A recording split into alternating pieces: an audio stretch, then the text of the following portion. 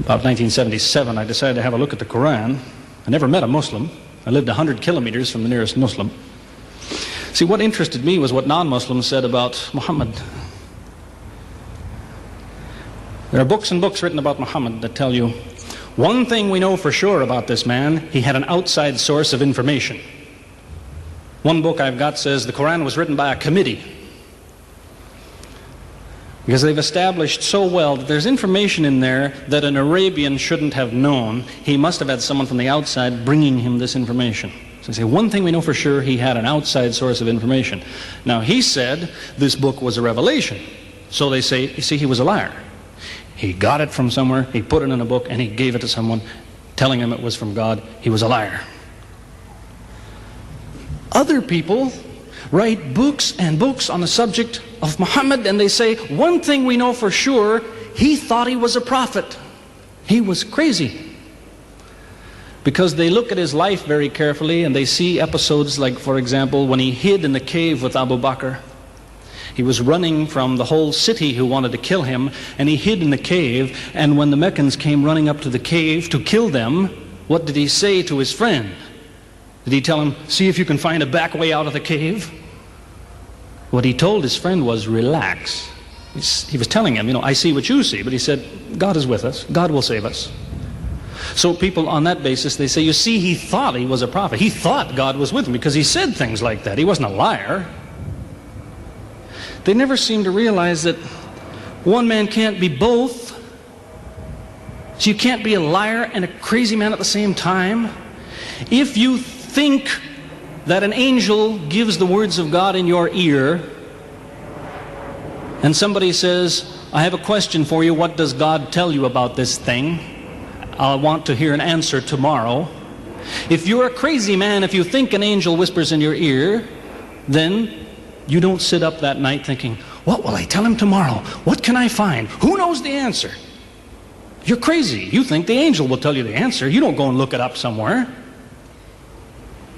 You see, you can't be a liar and a crazy man at the same time. You can be one or the other, or neither, but you can't be both. You see, I read 2 non-Muslim biographies of Muhammad. One was by Rodenson, who's an atheist, who hated the man. But many interesting things come up about his life that I had to wonder about. One story that's told is that when he was an older man, he had a son named Abraham. The son died when the child was 2 years old. The same day the boy died, there was an eclipse of the sun. The sky went dark. And the Muslims came running to their prophet and said, look, it's a miracle. Your child died and the sky went dark in sadness. It occurred to me, see, if he was a crazy man, he'd probably believe what they said. He'd probably think, yes, it's a miracle. My child died, the sky is dark. Yes, it's a miracle. If he was a crazy man. If he was a liar, he would have taken advantage of it. He would have said, yes, right, my child died, the sky is dark, you tell everyone, it proves I'm a prophet. It's a miracle. But what did he do? He became angry with the Muslims. He told them that was nonsense. He was angry with them. How dare you say that? He said the sun and the moon are signs of God, and they don't worry themselves about the birth of a man or the death of a son of Muhammad. Doesn't look very crazy, doesn't look much like a liar. Now you have a third alternative, of course, which people tell you all the time. They say, no, he was not a liar. He was not a crazy man. He was deceived by the devil. Deceived by the devil.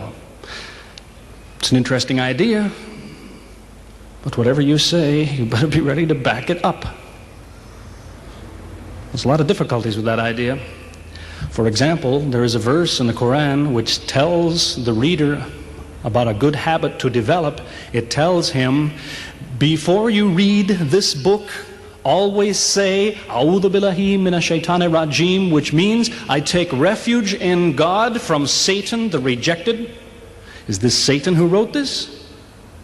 Who said, before you read my book, ask God to save you from me? Is that Satan who wrote that?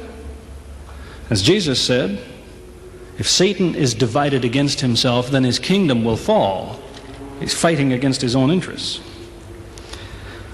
So let me finish with a story that illustrates a point. As I said, there's many theories and many explanations around, many explanations.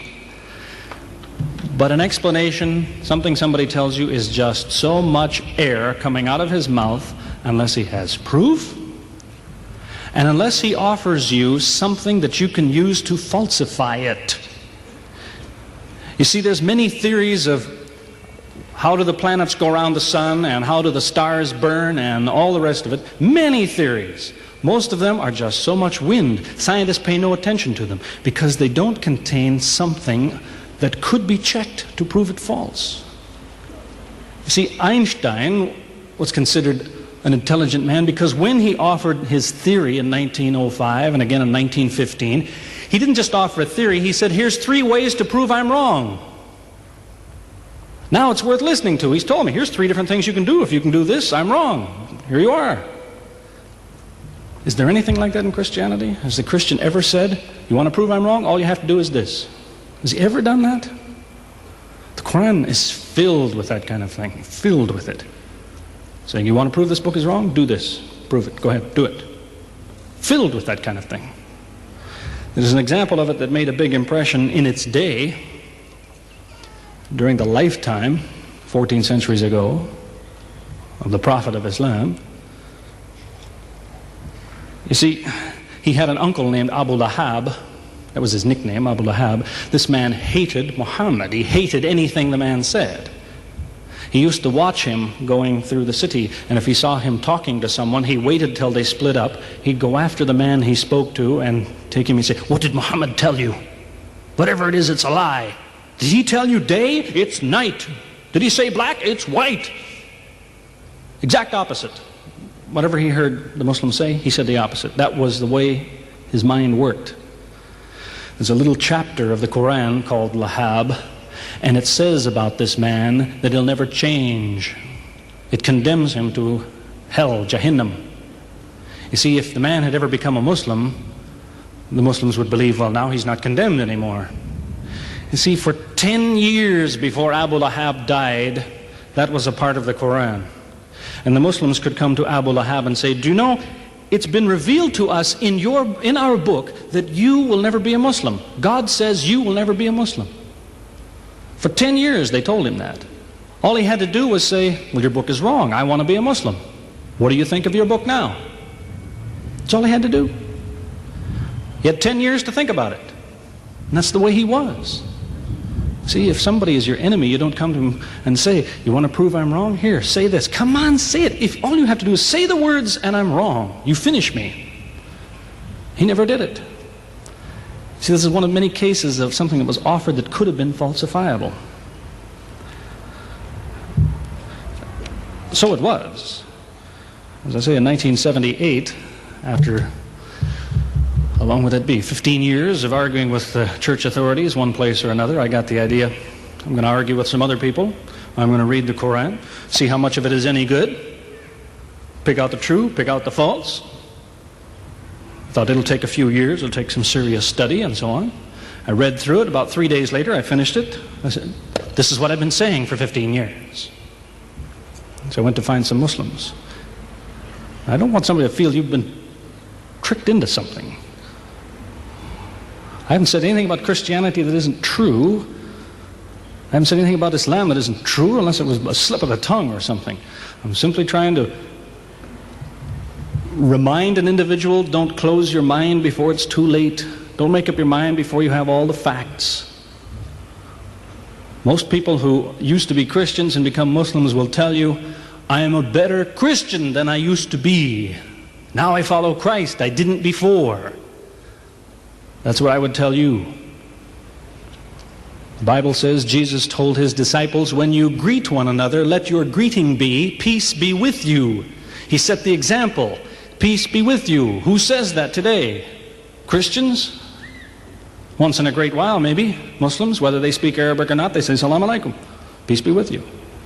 Jesus, when he prayed in the Garden of Gethsemane, put his forehead on the ground. Who prays like that? Christians or Muslims? Jesus used to fast for more than a month at a time. Who fasts today? Christians or Muslims?